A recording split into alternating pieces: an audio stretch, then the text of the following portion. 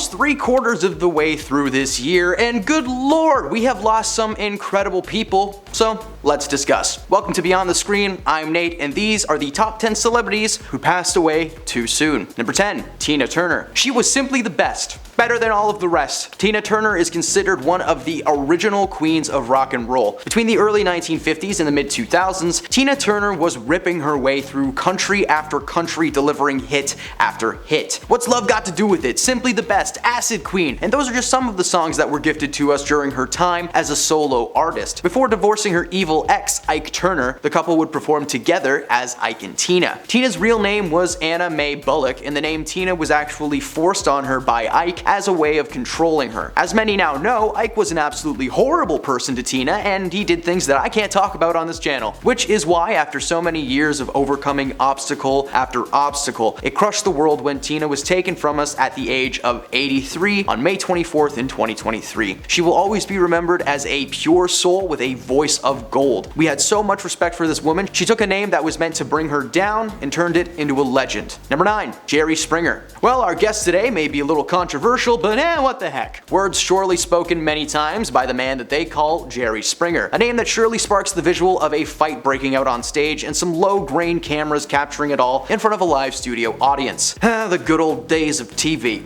He hosted The Jerry Springer Show from 1999 to 2016, broadcasting over 1,900 episodes for our viewing pleasure. For anyone that doesn't know, Jerry was known for bringing controversial figures on his show to either discuss or confront the situations surrounding their presence. He brought in men with white cloaks, people who married horses. The spectrum of his guests is wide, which is why his show was just so much fun to watch. It was sad when news broke of his death in 2023 following a long and strenuous battle with pancreatic cancer. Here's hoping that wherever he is, it's just not in the middle of an onstage brawl. Number 8, Angus Cloud. This is the most recent and honestly one of the most devastating entries on this list. Angus portrayed the universally loved character Fez on the show Euphoria, acting as Rue's dealer, aka Zendaya. This past Monday, the Oakland Fire Department was called to his home in California, where he was found deceased, and he had recently been suffering with the loss of his father, which many believe may have led to his passing. Cloud was set to star in several projects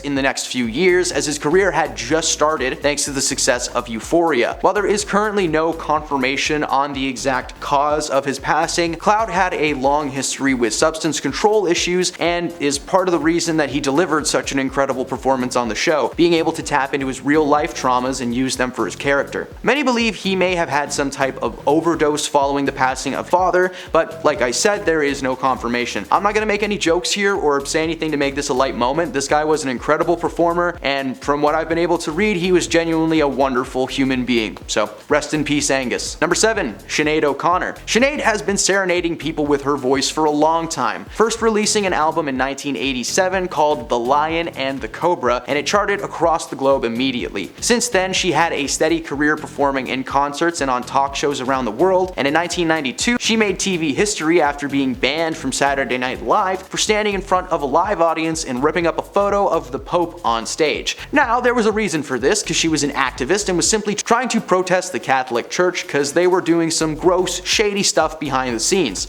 I'm sorry, did I say were? I meant are. The cause of Sinead passing has not been released to the public, but unfortunately many fans are claiming that it might have something to do with struggles with mental health in recent history, as well as her troubled past with her family. Regardless of why or how it happened, we are very sad to see another talented artist lost in 2023. Number 6, Paul Reubens. Another celebrity that was lost this past week was Mr. Paul Reubens, who many may know as the goofy bike enthusiast Pee Wee Herman. Paul first rose to fame thanks to his character of Pee Wee getting his own movie in 1985, directed by Tim Burton. The movie was so successful that Pee Wee got a morning show on CBS called Pee Wee's Playhouse. Unfortunately, Paul's reputation was slightly tainted in 1991 following an indecent exposure charge after he was feeding the geese at a movie theater. But it was the 90s, and that wasn't even close to the worst thing to happen that year, so he quickly bounced back into the world of acting and starred in movies like Mystery Men and Blow alongside Johnny Depp. Paul had been fighting a long and difficult battle with cancer, something that nobody was aware of until he passed. Much like Chadwick Boseman, it seems like he didn't want his final days to be spent surrounded by people who were prepared for him to go. Instead, he lived his life and he went out on his own terms. So, as someone who grew up with Pee Wee, that one stings. Number 5, Lance Reddick. Good evening, Mr. Wick.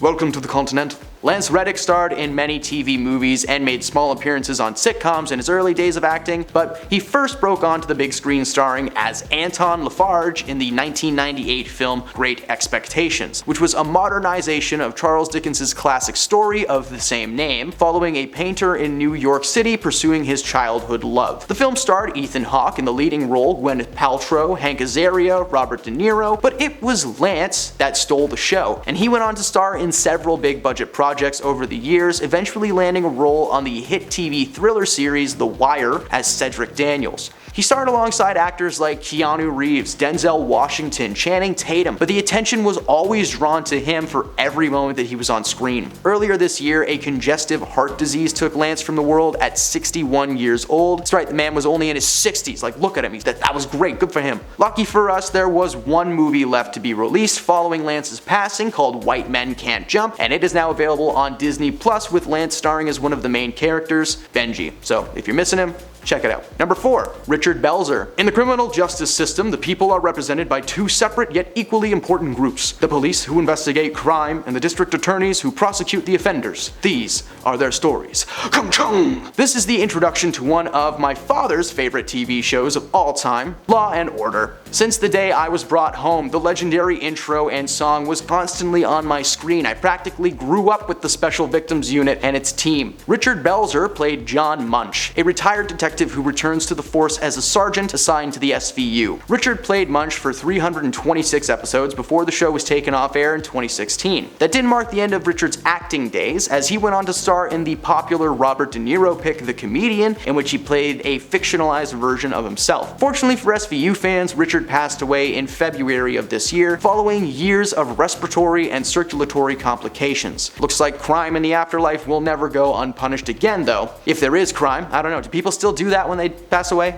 Number 3. David Crosby. While this last name sounds familiar, David shares no relation to the hockey legend Sidney, which is shocking because he has 6 kids. You would think that one of them would be a hockey player. David Crosby made up a third of the legendary folk rock group Crosby, Stills, Nash, alongside fellow founders Stephen Stills and Graham Nash. After the trio performed together in 1968, they discovered their voices harmonized well and decided that they needed to form a band and keep the good times going. The timing was perfect. David had just been asked to leave the Byrds, Stephen's band Buffalo Springfield had just broken up, and Nash left his band The Hollies the December prior to meeting his bandmates. Eventually, the trio branched out and invited Canadian treasure Neil Young to be the 4th member, performing as Crosby, Stills, Nash and Young. They were even a part of the very first Woodstock Festival in 1969. At the end of a tour in the mid-70s, the band split following some tension behind the scenes. They reconciled for the music and have gotten together a few times over the years, sometimes with Young, sometimes without. Through it all, David gave 100% and the music showcased that effort. Unfortunately, earlier this year, Crosby fell ill with a lung infection and passed in his sleep. Before passing, he had been inducted into the Hall of Fame with his fellow bandmates and will always be remembered for his killer pipes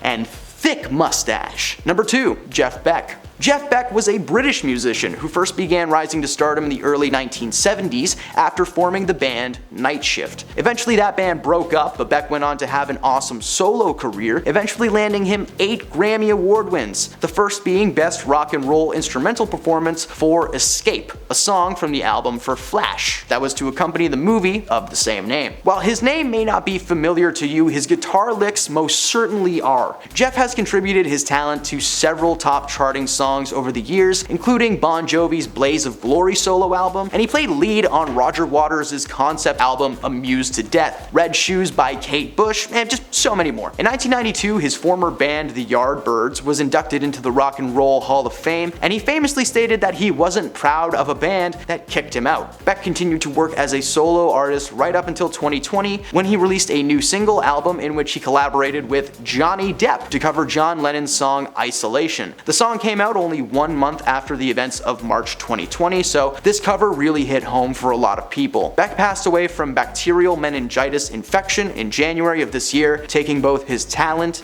and his passion with him. And at number 1, Burt Bacharach. My first introduction to Burt was at the age of 8 when I watched the movie Austin Powers International Man of Mystery. Austin and his date/fellow agent are just enjoying dinner on a double-decker bus in London when Austin gestures and says, "Ladies and gentlemen, Mr. Burt Bacharach." And suddenly there is Burt, playing just a massive piano and singing, "What the world needs now is love, sweet love." Ooh, this moment has lived rent-free in my brain ever since and sparked the random taste in music that I still have to this day. Who is Lizzo? Give me Engelbert Humperdinck any day. Of course, Burt was best known by many people for his musical chops, and it's been said that Burt was one of the most important and influential figures in the pop music industry since the early 1950s. Over the years, Burt collaborated with several well-respected musicians like Tom Jones and Dusty Springfield, and he received 6 Grammys, 3 Academy Awards, and 1 Emmy for his primetime special Singer Presents Burt Bacharach, a live TV taping in which Barbra Streisand appeared and they played music, discussed their careers, and sang their favorite song. Burt was tickling the keys till the day he passed, collaborating with many composers and lyricists over the years. He even composed and arranged an original score for a film called A Boy Called Poe at the age of 88 years old. In February of this year, Burt passed away at the age of 94 and closed his piano lid for good. But between him, David, and Tina, heaven's gonna have some pretty solid music this year. And those are the celebrities that we lost too soon in 2023. Let us know in the comments below which celebrity loss devastated you the most this year. I'm personally about to go watch every episode of Pee-wee's Playhouse, and I don't care that I'm almost 24, I'm gonna do it. Thanks for stopping beyond the screen today, and we'll see you next time. Hello. Just wanted to leave that for the next person who comes in. Alright. Adjust a little. There we go. Look. I'm still looking sharp, still looking good. There we go. Okay. No, I'm not. Sorry. 2 seconds. Alright, perfect. We're almost 3/4 of